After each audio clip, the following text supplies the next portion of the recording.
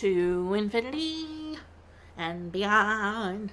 To infinity and beyond. Why am I singing the Indiana Jones theme?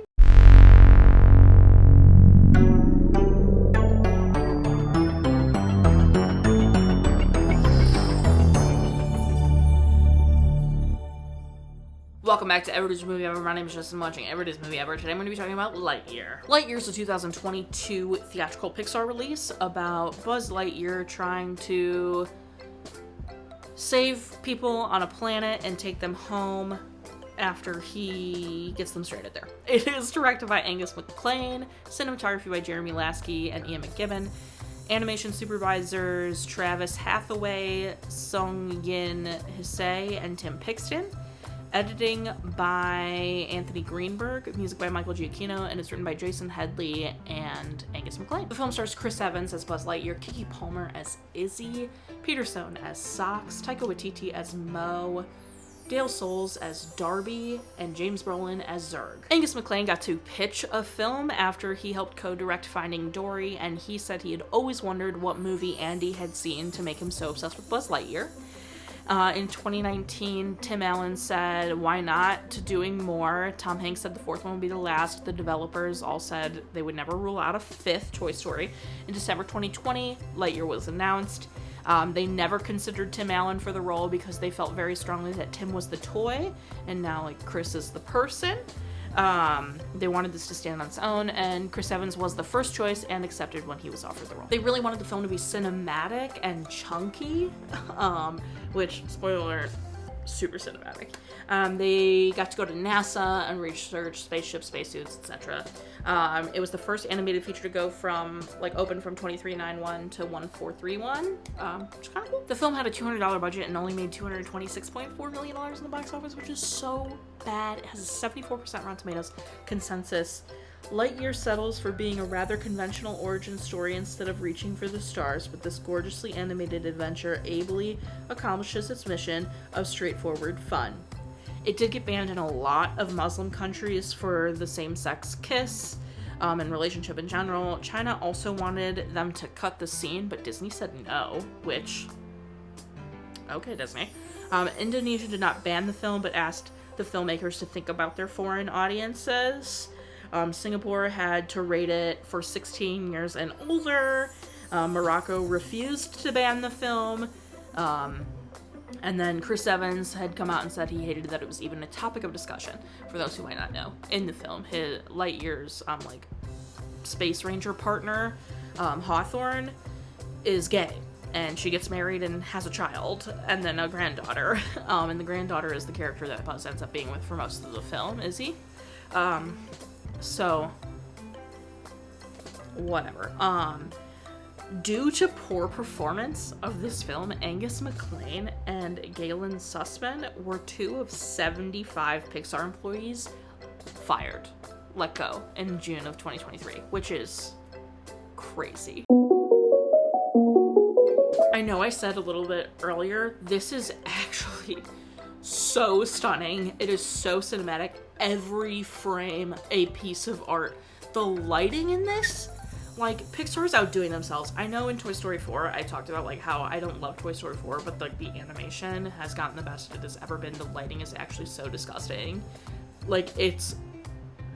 There are multiple times in this movie that I was just oh my god, the composition of this image is so beautiful. The lighting is so beautiful. It is genuinely such a gorgeous film. It is breathtakingly beautiful. I know I say that a lot, but truly, hopefully I can have just a ton of pieces of art up here for you to see. There were so many moments of just pure gorgeousness. And the film is kind of dark.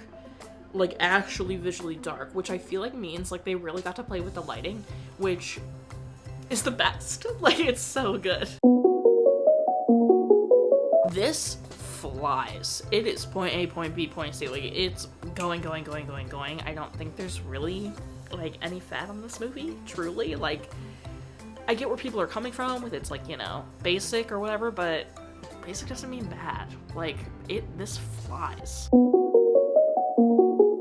The music music is fine. I feel like I didn't super notice the music, which isn't necessarily a bad thing. However, like, toward the end, I was very like, oh, it's definitely Michael Giacchino. It had a very, like, military space vibe. And it's the first time that, like, I've gone like, oh, right, it's Michael Giacchino. So this must sounds very similar to another score he's done for me to be like, oh, right, I forgot it was him. Because, you know, I research these weeks in advance, and then I go and I watch it. And so I'll forget, like, who the cast, like, not the cast, I'll forget who the crew is until, like, I'm sitting here doing this for you. But last night when the music was going, I was like, oh, it's Michael Giacchino. Like, I just knew. So I do think it sounds similar to other stuff he has done, but it is, like, very military space, which was fun. This is such an interesting concept. So the first time I saw this, I watched it on an airplane, because I did not see it in theaters, because I'm not a big Toy Story fan, so I really had no interest. But on the airplane, I enjoyed it. I was like, oh, that was pretty good. I enjoyed it much more this time around, watching, you know, not on an airplane. Like, very like, okay, I'm sitting down to watch this. This isn't bad. I get where people are coming from. I get that they think it's, like, kind of a basic origin story. But honestly, like, it's pretty good. And, like, people, like, there were a lot of reviews that were like, Andy has bad taste. Andy is stupid. Andy's, like, 5. A 5-year-old would love this movie. Are we kidding? Like, I bet there are 5-year-olds who are obsessed with this movie and would love a Buzz Lightyear toy. Like, what are we talking about? Anyway, that's all to say. What an interesting concept. This film, wow. So it starts with Buzz Lightyear and his partner Hawthorne exploring a new planet, and they find out it's very hostile, so they're like, okay, we gotta get out of here. And so they head for their big giant ship that's got, like, hundreds of people sleeping in cryosleep on it. And so he, like, you know, they're running, and they're trying to get out of there, and Buzz is like, you know, I can do it, I don't need a co-pilot, like, I'm pulling, and then, like, he scrapes the edge of something and it makes the ship crash, so then they're stuck, because the fuel got ruined. And they have to, like, now mine resources and try to figure out how to live on this planet with all these hostile things, and also make fuel to get everyone home. And so when they have their first prototype of fuel to get to hyperspace, Buzz tests it. The trip takes him like 4 minutes. He comes back and it's been like 4.5 years. So as he got to hyperspace, you know, he was moving so fast, time, you know, all the relative time crap with speed of light. And so basically the story is about how Buzz keeps trying to test all the fuels to get everybody home. He's missing all this, like, it's 4-year gaps every time. So, like, it's been 4 years, like, they're really well established on this planet now, and then it's been 4 years, and his, you know, like, his best friend Hawthorne is engaged. It's been 4 years his best friend Hawthorne is pregnant. It's been 4 years his best friend, you know, like, and it keeps going and going and going until his best friend Hawthorne dies.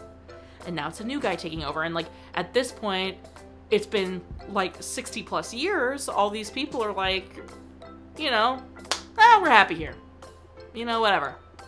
Like, we'll put up this, like, laser screen that they have as an idea, and we'll live on this planet. Like, it's fine. Like, a lot of them are forgetting about Earth, or didn't know Earth at all because they've been born here on this planet. And, like, it's such an interesting concept. It's also so heartbreaking because, you know, Buzz has probably aged, like, not even a year in the time span of, like, 60 plus. Like, it's really interesting. And then finally, when he gets the fuel that does work, and he goes through hyperspace, he jumps 22 years. So now it's been like 100 years or something. And he's with Hawthorne's granddaughter, Izzy, who's now an adult and wanting to be a space ranger. And when he gets back on the planet, there's like an evil alien robot ship, Zurg, that is trying to, like, come down and, like, you know, take over and all this kind of crap. And then it's just about how Buzz, like, has to now train these rookies, and he's all anti-rookie and everything. He's trying to do everything by himself. And it's just such an interesting, like, it's compelling. It's taking a character who isn't perfect. He, you know, is very anti having help unless the help is very capable, like his partner Hawthorne. So, like, any rookie, he's like, absolutely not. I'll do it by myself. I'm Buzz Lightyear. Like, I can do it. To realizing he cannot do it alone. He has the help of Socks and then, like, all these little rookie babies, even though, you know, they keep, like, causing mistakes and everything, he still can't do it by himself. And then he's realizing, like, you know, my grandmother had a great life. Like, you know, he's like, I want to give this great life to, you know, blah, blah, blah. And she's like, my grandmother met the love of her life here and had children, and then I'm here, and like, you know, all this kind of stuff. And so basically it's revealed that Zurg is Buzz, but like 50 years in the future.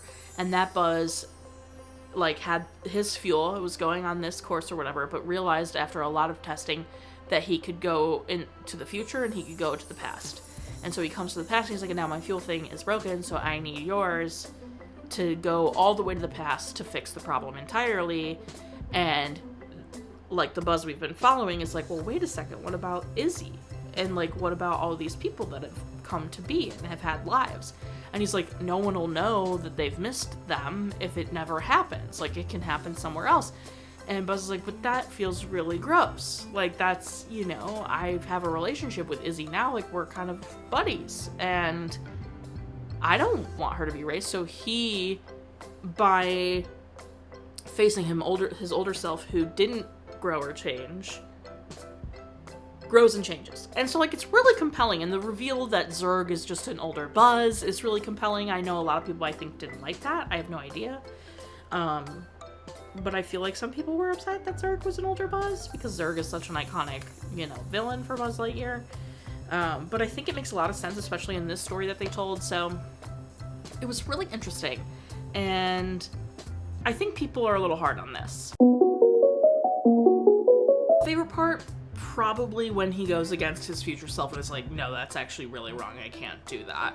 Least favorite part? Probably when Buzz was like rude and mean to any rookie. Like, I get it, I guess, but it's felt yucky. Recommend?